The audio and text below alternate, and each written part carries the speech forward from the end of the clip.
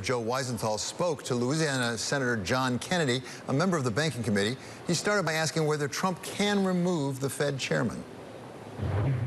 I don't know the answer to that because I haven't researched it, but here's my impression, that the Federal Reserve is and should be an independent agency. This is America. Everybody's entitled to his opinion. I think Jay Powell's doing a good job. I think he calls it like he sees it. The economy in America is doing extraordinarily well. I don't think he's so worried about that as much as he is the rest of the world's economy. Europe is about to go into a recession. Things are not going well in China. You know, it's a tough job, and I think it's very, very important that Powell and the Fed be allowed to do its job. Now, does the president have a right to complain? Sure he does. Every president that I can remember has always offered his opinion to the Fed about the Fed.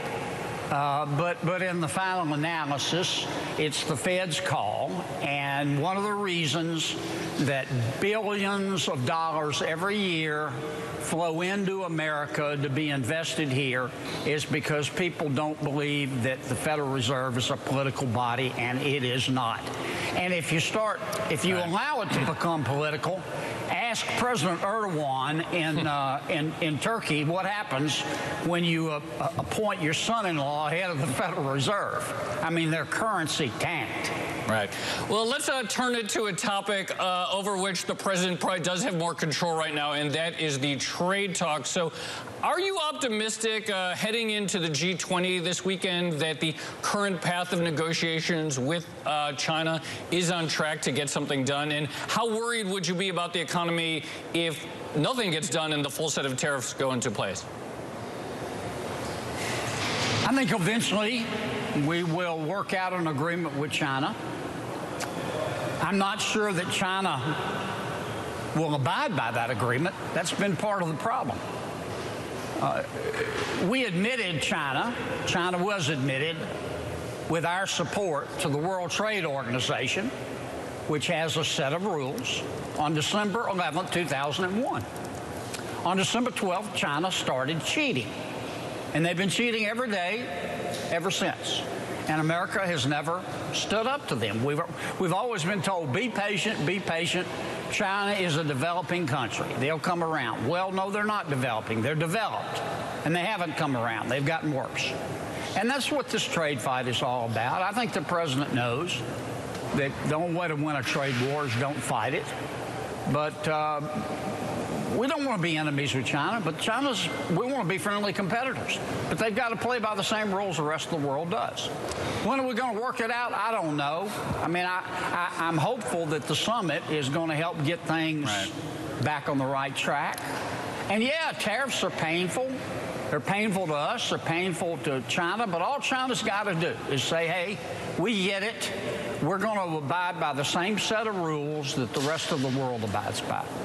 Do you think that Congress should take back some authority over trade, or perhaps change the law limiting the president's ability to, say, unilaterally or easily decide that something is a national security threat, even when that is perhaps in dispute? I think Congress should have more say in trade. Not just in trade, but a lot of things. Our founders were very smart people. They set up 3 co-equal branches of government.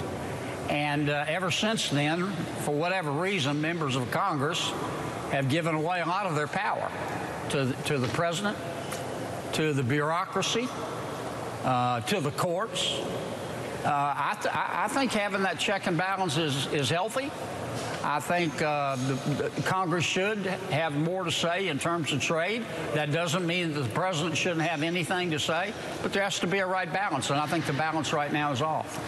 Real quickly, last question. The Banking Committee, which you sit on, has scheduled hearings for Facebook's cryptocurrency, and I'm curious whether you are concerned about that, an extraordinary large and powerful tech company issuing its own sort of supranational currency, and what kind of questions you might have for them.